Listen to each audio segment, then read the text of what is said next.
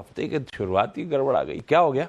Good morning आपको। Good morning आशीष, और सबसे पहले तो आपको और सीएनबीसी आवाज के सभी दर्शकों को आपको भी 20वें जन्मदिन की बहुत बहुत बधाइयां, और आने वाले 20 साल भी इसी तरह से अच्छे रहे, इसकी हम कामना करते हैं।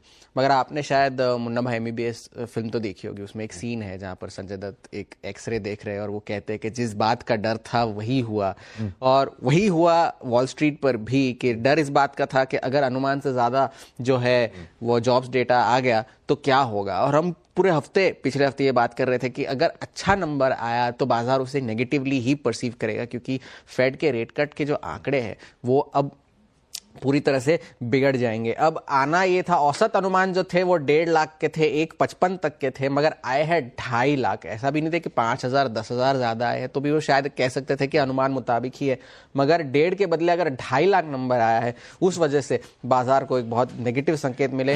बेरोजगारी की जो दर थी, जिसपे आपको ये उम्मीद थी कि 4.2 पर बने रहेंगे, वो भी कम होकर 4.1 पर आई है। तो एक मजबूत संकेत अर्थव्यवस्था के यूएस से देखने मिले हैं, और इस बात का बाजार को खामियाजा भुगतना पड़ा उस दिन। और एक और बात, कंज्यूमर सेंटिमेंट सर्वे जो यूनिवर्सिटी ऑफ मिशिगन करता है, उसमें भी अब लोगों को ये लगने लग गया है कि महंगाई कम होने के अब कोई आसार नहीं है। जो 1 ईयर एस्टिमेट्स है वो अब 2.8 से बढ़कर 3.3% हो चुके हैं, और 5 ईयर के 5 सालाना जो महंगाई के जो औसत एक्सपेक्टेशंस है वो अब जून 2008 के सबसे ऊंचे स्तर पर जा चुके हैं।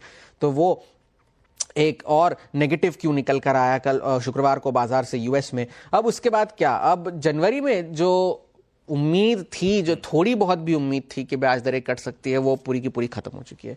जनवरी छोड़िए, मार्च की भी रेट कट की उम्मीदें खत्म हो चुकी है, क्योंकि 41% जो प्रोबेबिलिटी थी वो अब घटकर 25% हो गई है।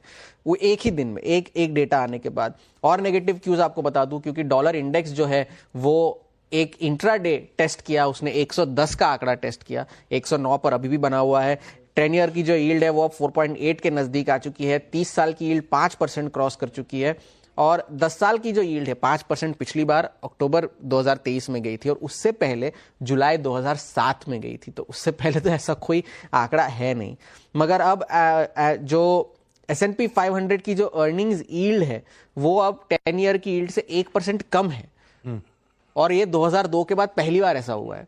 तो आप सोचिए कि किस तरह से बॉन्ड मार्केट्स में मतलब लॉजिकली अब स्टॉक से पैसा निकल के बॉन्ड्स की तरफ जा रहा है जी।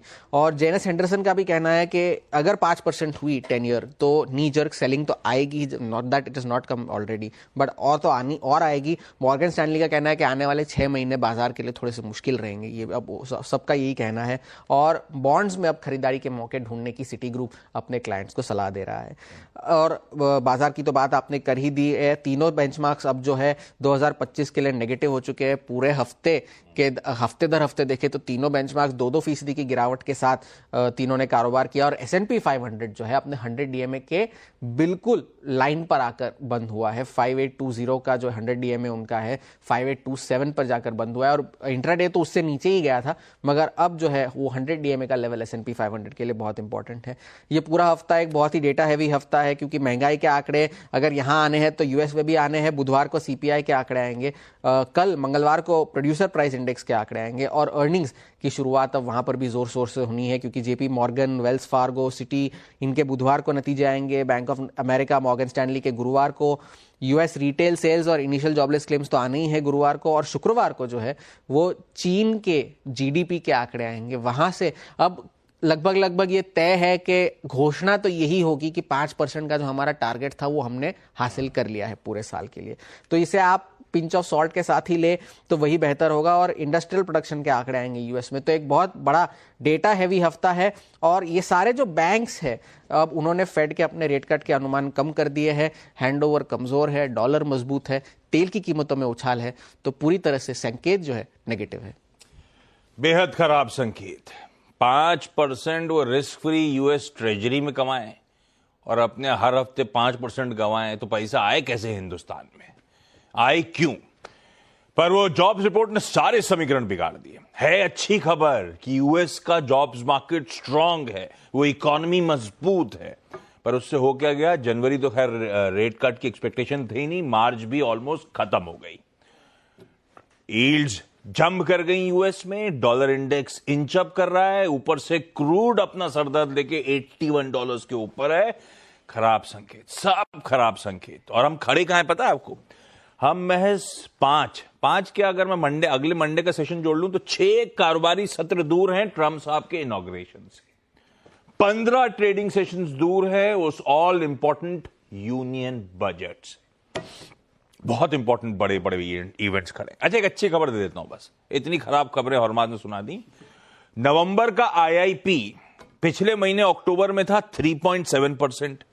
बाजार मान रहा था बढ़ेगा, आवाज भी एक्सपेक्ट कर रहा था 4.1% पे आएगा, एक्चुअली आया 5.2% पे, एक्सपेक्टेशन से कहीं बेहतर। 6 महीने के हाईस पर आईआईपी का नंबर। उठाइए माइनिंग, उठाइए मैन्युफैक्चरिंग, इलेक्ट्रिसिटी, सब में जबरदस्त पिकअप है। पर बहुत डेटेड आंकड़ा और कोई तवज्जो देता नहीं है बेचारे आईआईपी को, लेकिन है अच्छी खबर, मैंने कहा बता दिया जाए। वीरू के पास चला जाए अब।